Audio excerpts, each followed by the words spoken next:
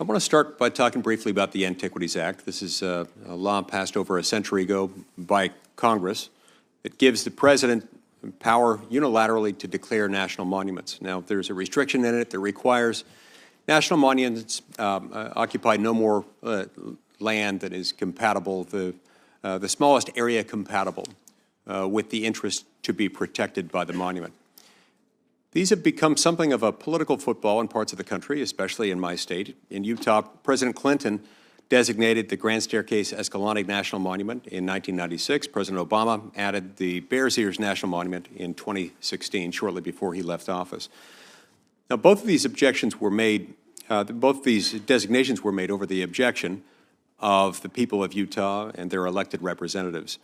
And President Trump later reduced the size of both monuments in 2017 after he got elected to bring them more into conformity with the Antiquities Act's requirement for minimal boundaries. Then in 2021, President Biden re-expanded them, exceeding the scope of the law and disregarding local input. As I explained to President Biden at the time, this is the size of 2 Delawares within my state that have been moved into this very restricted use classification.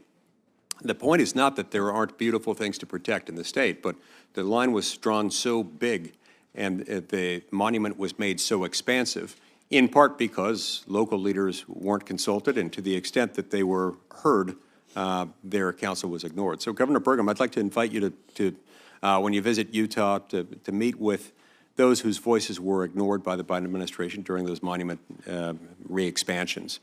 Will you work with me to try to fix that current mess and try to figure out how best to proceed and to make sure that the Antiquities Act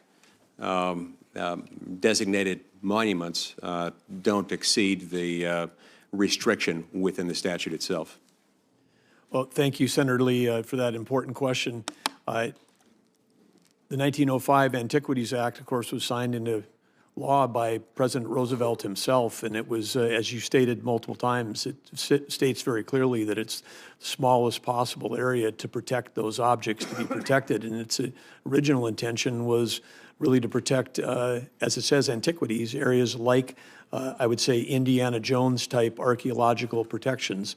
These are essential that we protect these areas as a country, and that's what the law was intended. But I would look forward to working with you, and particularly in the area of local consultation, because when the federal government overreaches into a state like yours that's already has over 60% of its land in public lands and restricts that use, it's got tremendous impact on tribes, on the local communities and all those around, and I just think it's important that we strike the right balance. I look forward to working with you on this issue. Thank you. I appreciate that. Housing is another area that I'd like to address briefly. There's a particularly acute housing shortage in the West where the presence of federal land, not just the presence, but the predominance of federal land available for housing frequently results in shortages. It just makes a lot of things difficult. And it's not as though we have one part of the state that is all federal and another part of the state that is all non-federal. It's all intermingled. And as a result, it impacts all kinds of things. Now, many of our communities in states like Utah and Nevada, among others, find ourselves feeling sort of like we're islands, floating islands within a sea of federal land. And that just constrains growth and makes our constraints on our housing supply that much more dire. I would love to work with you on a bill that I've introduced, that I've worked on for several years, called the Houses Act. And in addition to looking for and developing other creative ways to address the housing affordability crisis in the West, in your view, how can the Department of the Interior help address the housing crisis in areas like, as is the case in my state, where the presence of federal land often inhibits community needs? Well, understand that one of the great challenges we're facing in this nation right now is housing affordability. And in my discussion and friendship with Governor Spencer Cox of your state, know that it's a high priority for him and for the state.